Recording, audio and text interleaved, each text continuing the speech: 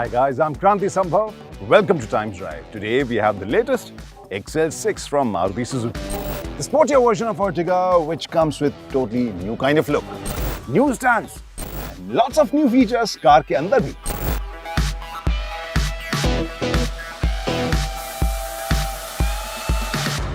तो इन सभी फीचर्स के अलावा बताएंगे आपको हाउ डज दिस ड्राइव, क्योंकि ये वो एंगल है जिसके बारे में अभी तक आप नहीं जानते कि इसके लॉन्च के वक्त ही आपको बहुत सारी इन्फॉर्मेशन मिल चुके थे, लेकिन एक एक करके सभी फीचर्स और इसके अलग अलग एस्पेक्ट के ऊपर बात करना शुरू करते हैं. First talk about the looks. पहले से कहीं ज़्यादा स्पोर्टी आपको ये ज़रूर लगेगी और जो फ्रंट ग्रिल है काफ़ी स्पोर्टी सी फील है मैट फिनिश के साथ में you have this Chrome strip, एक बोल्ट सुजुकी बैजिंग और ये स्किड प्लेट जैसी फिनिश आपको फ्रंट बम्पर के निचले हिस्से में लिप में देखने को मिलेगी. ओवरऑल ये जो चेहरा है पहले से ज़्यादा इम्पोजिंग या स्पोर्टी ज़रूर लग रहा है, या अगर हम केवल इस हिस्से को देखें तो एसयूवी भी लग रहा है. इसमें एक और एलिमेंट है which is very important and very prominent, that is the light cluster. Light अगर आप देखें तो लाइट अब एलईडी लाइट्स इसको काफ़ी ज़्यादा अलग फील दे रहे हैं, प्लस स्प्लिट हेडलैम्प की फील भी साथ में आपको मिल रही है डीआरएल की के अलग पैनल की वजह से. साथ में एक एलईडी आपको फॉग लैम्प भी देखने को मिल रहा है. ओवरऑल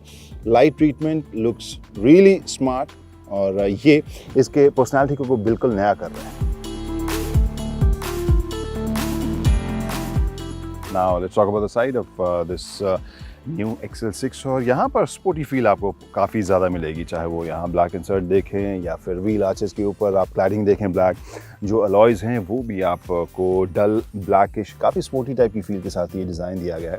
साइज़ हालांकि केवल 15 इंचेस ही हैं यहाँ पर जो व्हील का साइज़ है, और जो क्लैडिंग है साइड नीचे में भी जाती है, लेकिन यहाँ पर कॉन्ट्रास्ट एक का दिया गया है. Overall it feels more sporty, plus you have these ORVMs which are piano black kind of finish. और यहाँ साइड में पिछले हिस्से में भी अगर आप देखें तो वो फील जो है वो आपको लगभग उसी स्पोर्टी टाइप की फील आपको यहाँ तक दिखेगी. एक रूफ रेल जो है वो इसमें एक अलग हाइट अलग बल्क की फील ज़रूर देता है, which makes it more SUV-ish, not exactly like an SUV but या काफ़ी हद तक उस तरीके का है. प्लस ये वाला अगर आप हिस्सा देखें, इसका जो टेल लैम्प है जिस तरीके से रैप राउंड आगे तक ये फ्लो हो रहा है, वो एक बहुत ही इंटरेस्टिंग यहाँ डिस्टिंक्ट सी फील ज़रूर दे रहा है. इंटरेस्टिंग. सो ओवरऑल लाइट का जो ट्रीटमेंट है वो कार के पिछले हिस्से में भी आपको काफ़ी इंटरेस्टिंग और रात के वक्त खासकर काफ़ी अपीलिंग लगेगा. This shape is really nice और यहाँ पर लाइट्स के साथ जो काम किया गया है दैट इज़ वेरी इंप्रेसिव, मुझे काफ़ी अच्छा ज़रूर लगा है. प्लस यहाँ पे भी अगर पिछले बम्पर में देखें तो आप एक स्किड प्लेट की फील यहाँ पर देने की कोशिश की गई है.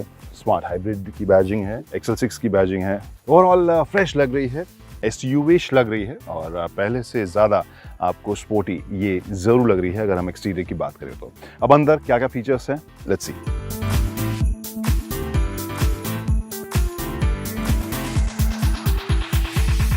I'm sitting inside this XL6 और देखते हैं क्या क्या कुछ यहाँ पर अंदर आपको देखने को मिलेगा, जिसके लिए सबसे पहले जो चीज़ आपको बताऊँ, इंजन स्टार्ट स्टॉप बटन इसमें दिया गया है. उसको मैं क्लच और ब्रेक के साथ दबाता हूँ तब ये गाड़ी हो गई है स्टार्ट और इसका स्क्रीन भी हो गया है ऑन.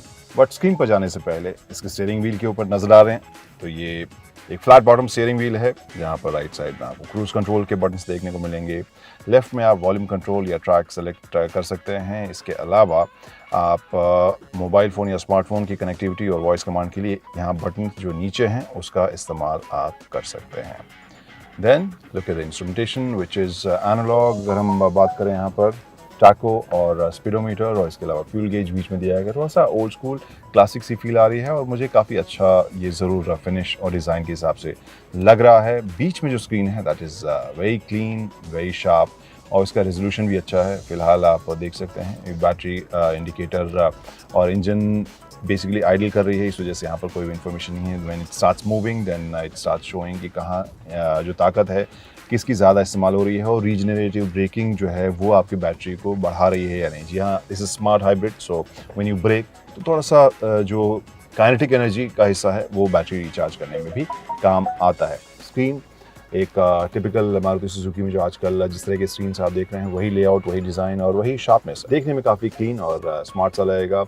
यहाँ जो आपके पास ये अलग अलग टैब्स हैं, मीडिया, ट्यूनर, फ़ोन, कनेक्ट और कैलेंडर या क्लॉक, ये सब इंफॉर्मेशन बेसिकली कस्टमाइजेबल भी हैं, आप इसको अपने हिसाब से चेंज भी कर सकते हैं।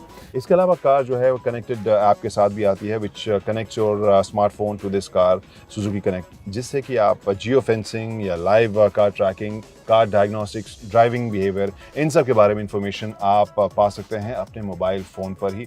और हालांकि आजकल कनेक्टेड ऐप्स की अगर हम बात करें या कनेक्टिविटी की बात करें, that has gone to a different level, लेकिन फ़िलहाल ये भी बहुत सारी ऐसी इंफॉर्मेशन हैं जो बेसिक ही कहें, लेकिन काम के फीचर्स ज़रूर आपको इसमें देखने को मिलेंगे।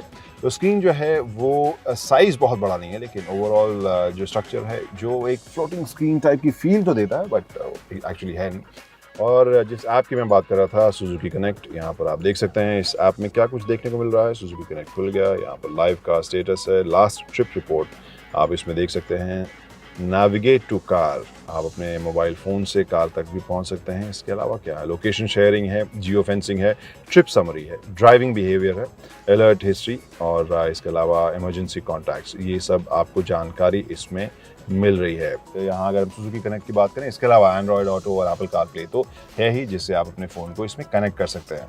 इसके अलावा बॉटल होल्डर, बॉटल रखने की जगह आपको है, सामान रखने की जगह राइट साइड में आपको देखने को मिल रहा है। यहाँ जो आर्मरेस्ट है, साइज़ बहुत बड़ा नहीं है, लेकिन इसको आप स्लाइड कर सकते हैं और वो इसे ज़्यादा फंक्शनल, कंफर्टेबल बनाता है। जगह भी बहुत ज़्यादा इस पर मैं नहीं कहूँगा, एक फ़ोन भी शायद छोटा वाला फ़ोन या कुछ छोटे मोटे कार्ड्स या पैसे जो खुले पैसे होते हैं वो आप इसमें चेंज रख सकते हैं।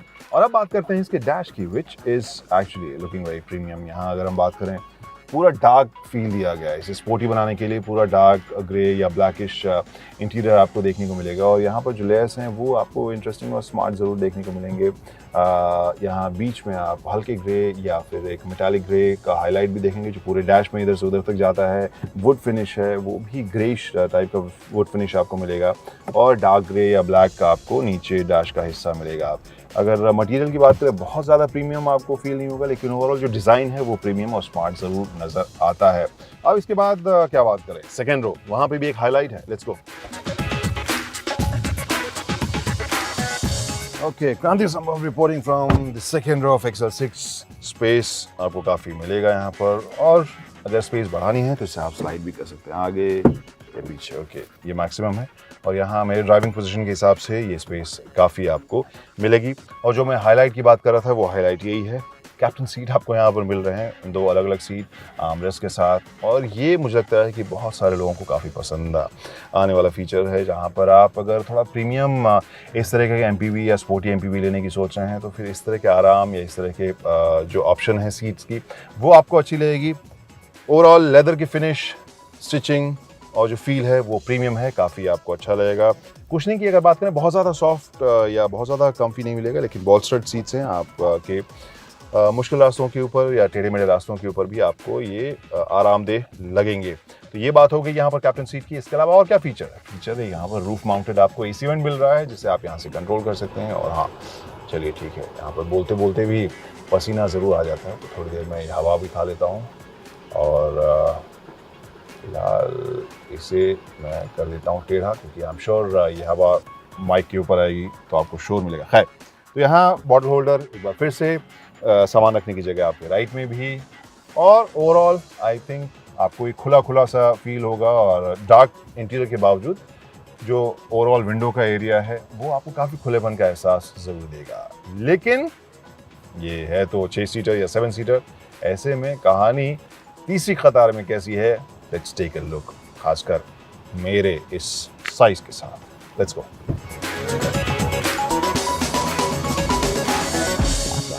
तो अब थर्ड रो में एंट्री मेरे लिए आसान होगी या नहीं वो भी चेक करेंगे, प्लस स्पेस भी चेक करेंगे। और यहाँ एक लीवर आप ऐसे उसे उठाइए और ये आगे स्लाइड हो जाएगी।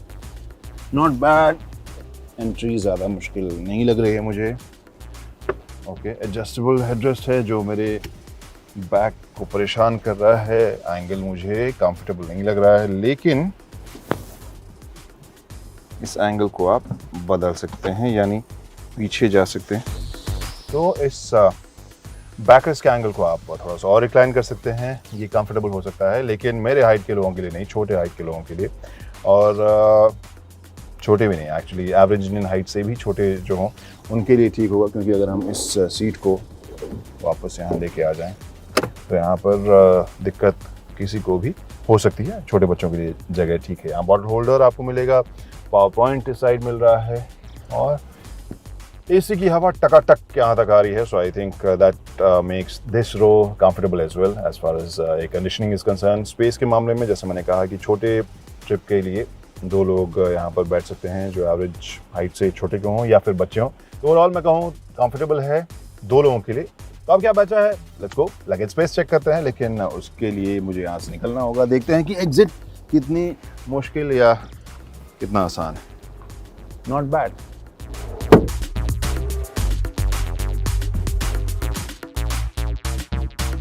और अब बात लगेज स्पेस ही करते हैं। वैसे आई एम श्योर अभी तक तो आपको याद हो गया होगा जो फिगर है, इतनी स्टोरीज आपने देख ली होंगी। 209 लीटर्स ये जगह, अगर आगे और यानी सेकेंड और थर्ड रो अगर उठा हुआ है तो नहीं, अगर आपको ज़्यादा जगह चाहिए तो फिर आप एक लीवर की मदद से इसे पूरा फ्लैट नीचे गिरा सकते हैं और स्पेस आपके लिए काफ़ी ज़्यादा बढ़ जाती है। और सभी अगर पिछले रोज़ को आप मोड़ दें तो अराउंड 692 लीटर्स की जगह आपको इस जगह पर मिल जाती है। नॉट बैड, हाँ।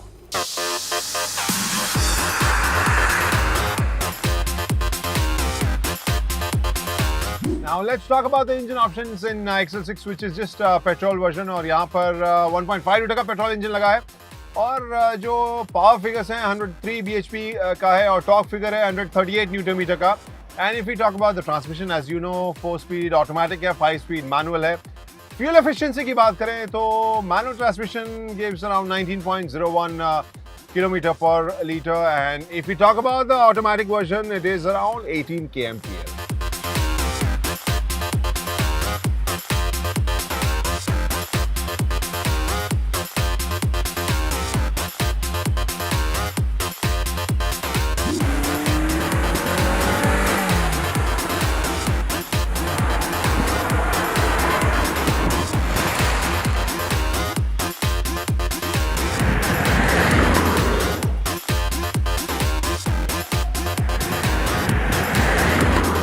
Now let's talk about the drive of XL6. Yeah, company is pitching this as a sporty MPV, लेकिन स्पोर्टी से ज़्यादा ये आपको अर्बन सेंट्रिक फंक्शनल परफॉर्मेंस देने वाली गाड़ी ज़्यादा लगेगी। सस्पेंशन की बात करें तो उसका सेटअप कंफर्ट मोड वाला ज़्यादा है रादर देन इसको रिजिड राइड देने की कोशिश की गई है। स्टीयरिंग का रिस्पॉन्स भी आपको वैसे ही सॉर्टेड सॉफ्ट सा लगेगा। गियर शिफ्ट भी आपको सॉफ्ट और सॉर्टेड लगेंगे।